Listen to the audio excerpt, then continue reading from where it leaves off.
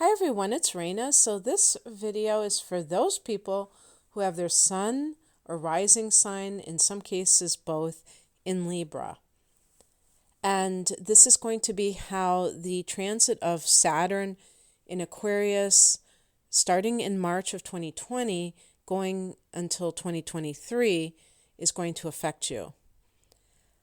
So, I was thinking about this. I was thinking, oh, you know what? Thank goodness for Libra, because you go from having a transit with Saturn that forms a square, which is a hard angle, to getting a trine.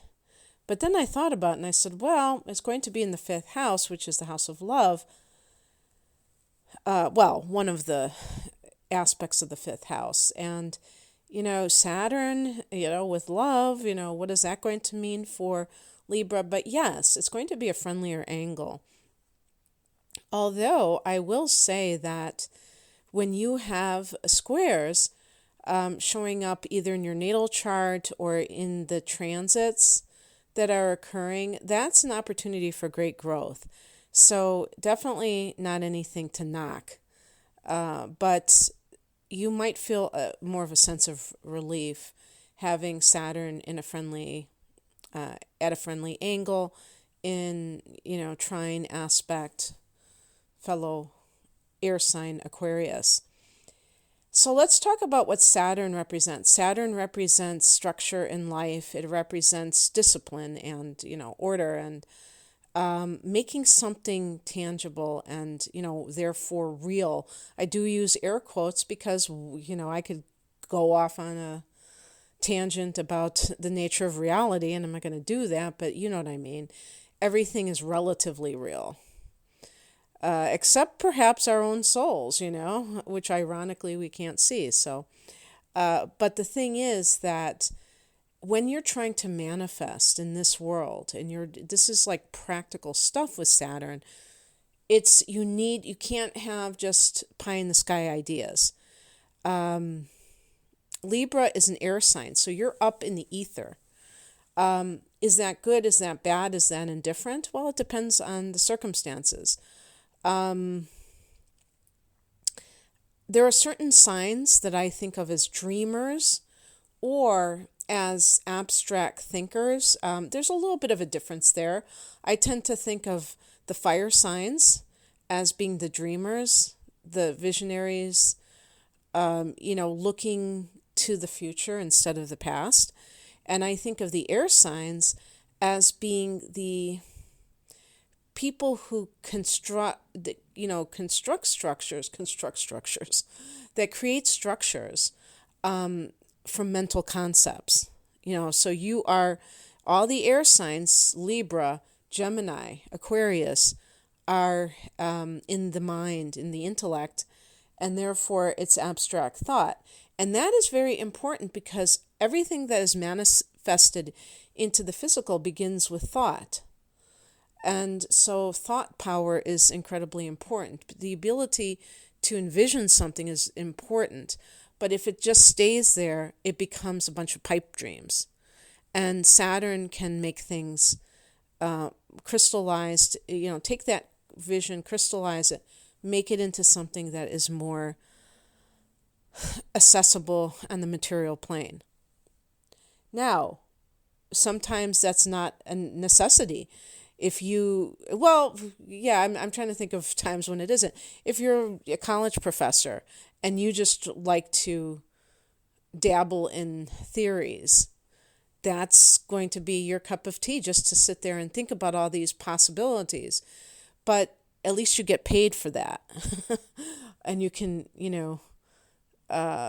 sustain yourself. But for somebody who is trying to live in this world and not just trying to live in kind of an alternate reality, it helps to bring things down to earth. So you've been dealing with Saturn in the fourth house, which is no picnic. Let's face it. You may agree or disagree. Maybe you didn't even know it was in your fourth house and you didn't even pay much attention to it. But in the fourth house, Saturn is making it so that Libra people must deal with some of the effects of their childhood. And if there were like a lot of negative things, there may even be this situation with a parent, especially a mother, where you feel like you have to take responsibility for something associated with her, and that may be highly problematic. Or setting boundaries with a parent. Setting boundaries with yourself about what you're willing to allow in terms of the past dominating you. And so the bottom line is that there may have been a lot of emotional stuff that you had to kind of get straight in your head. And now that Saturn is entering the fifth house, it's about fun, the fifth house. Now, Saturn is a wet blanket. Saturn doesn't want to have fun. Saturn's like, we've got work to do. Roll up your sleeves. We have work to do. The fifth house is a house of pleasure. It's a house of recreational sex. How do you think Saturn is going to take to that? Very, very kindly? No. It's the house of falling in love. So basically what this is going to mean for you, Libra, is that if you're the kind of Libra person who I think you might be, or a lot of you might be like this, where you are in love with love, and I'm not saying that in a disparaging way at all, but because it's like love is like an art form for you. So it's something that you really cherish.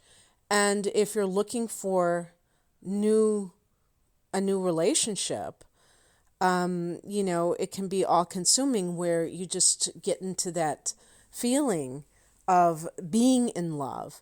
But so in some cases, and this is, this can be for anybody of any sign, there may be a tendency to crave that intoxicating feeling of being in love. And when it gets to be just like routine, kind of feel like, oh, the love is gone, when really it's just settled into a new phase. And that phase is stability. That phase is your, possibly being with that person even more than you were before. And you're living life together when you commit and things like that. So the fifth house, that's more of the seventh house kind of a phase in the relationship, when you make that commitment. And actually, Libra rules that seventh house. The fifth house is the falling in love stage. Now, it can be also love itself, how you relate to love. For instance, if you know what your fifth house is, if you've seen your natal chart, you can see what planets are there, if there are any planets in there. If you have Chiron there could be like pain associated with love, and that's a big theme in your life of love being painful, or just feeling like you can't get what you want. And for some people, they may have, certain planets that kind of support more intensity in that area, whereas maybe, or even romanticism, having the sun or Venus in that fifth house. So the point being that you either, some people don't have anything, that's fine, but if you have some really kind of like fun planets like Venus or the sun in your fifth house, love may be kind of like it gives you life. It's just, you just enjoy that feeling that you get when you fall in love, and you're just a romantic person. And having Saturn here will make you more serious about it. So you may tend to take it like as a game, be a little bit frivolous about it. Not saying anything bad, but I mean, you just enjoy, being lighthearted about love matters and not taking them too seriously necessarily. And then, so like, let's say your sun is in Gemini and you have Libra rising, and this will be hitting your fifth house, the Saturn transit. You might be like uncharacteristically serious when it comes to relationships and want to settle down and not treat it just like, hey, I'm having an affair. The fifth house can be an affair. The seventh house is a marriage. You know what I mean? So, for people, the reason I'm differentiating between people is because some people are naturally take love seriously and some don't. So it's going to be more of a change for those people who tend to be more cavalier about love relationships. Maybe you've been non-committal, and this could be age related, but it can also be just your basic nature, and you're like, wow, then you want to commit. But it can also affect other areas of your life. The fifth house can be your hobbies. So you may say, you know what? I want to make my hobby my career. Because remember that Saturn rules the 10th house of career. So it could be something like that, where you want to make a hobby a career. The fifth house is the business that you own. So that goes along with that.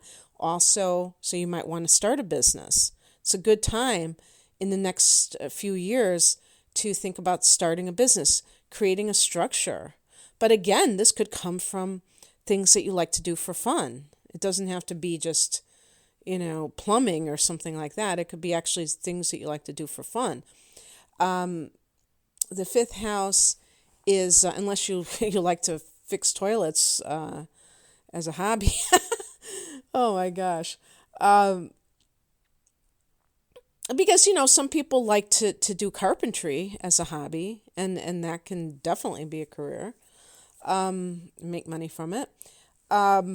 And then also the fifth house is creativity. So, what am I talking about here? Libra, ruled by Venus. Some of you may have a lot of talent in this area, and maybe you've just been kind of doing it for fun, and now you're getting more serious about it and maybe believing in yourself, or at the very least wanting to have something to show for it. And so these are things where you're looking at the future. And the fifth house to me sometimes is just, in the moment, having a good time. And this is like you wanting more for yourself than that. So with love, wanting a relationship that is not just a fling, but a long-term relationship, and one that is a real relationship, not just kind of a, call me when you come into town type of relationship. Saturn is about organizing and grounding things, so it's going to be something that's real. If it's like your artistic habits, making them disciplined so that you're being creative on a regular basis. Anyone out there knows that those of us who consider ourselves artists or creative types, that some people are inconsistent. And this is true of any kind of practice, whether it's meditation or being creative, is that you have to be persistent. You can't, do things haphazardly. And that is a tendency sometimes with people who are creative, where they're kind of doing it when they feel like it. And this will make you more organized. And I think I remember reading someplace that there's freedom in organization. And I resonated with that quite deeply because I'm not one of those types. And I think that you, even as a person who is trying to pursue being more productive or what's that word? Prolific when it comes to our art. In other words, producing more, but finding that it's hard to do so, that you can get into that space when you are very disciplined about it. There's a book, oh my gosh, what's her name? Is it Julia Cameron? There's that book. It's a famous book called The Artist's Way. I'm sure some of you know about it. And I think that she has one just for writers, and she says, write your morning pages. 3 pages, just write whatever comes to mind. It just gets your juices flowing, because I think one of the worst, or one of the drawbacks in the creative life is I can't even think straight. It's in the morning. Is perfectionism. You know what I mean? So being a perfectionist can create this sense of you not doing what you should do because you're being so hard on yourself. So maybe you will anchor your practice or your creative life in a way that it works for you and that it produces more. Also, the 5th house can be sports, and you may be training for something that where you need to work out, or you need to do this or that. So, or just practicing, if this is something artistic, self-expression, dancing, anything where you need to have a routine, a discipline.